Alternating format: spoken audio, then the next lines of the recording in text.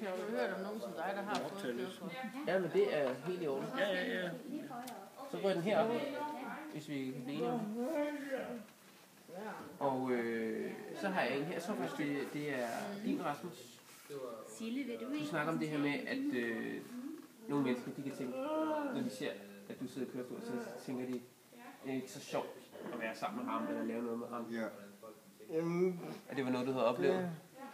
jeg har oplevet mig.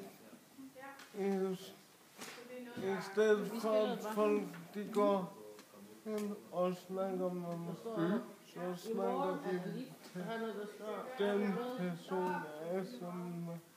Det er pisseirriterende.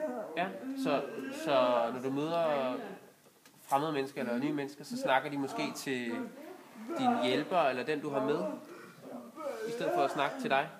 Jeg lader dem gå. Ja. Det er meget besværligt til offentlig transport.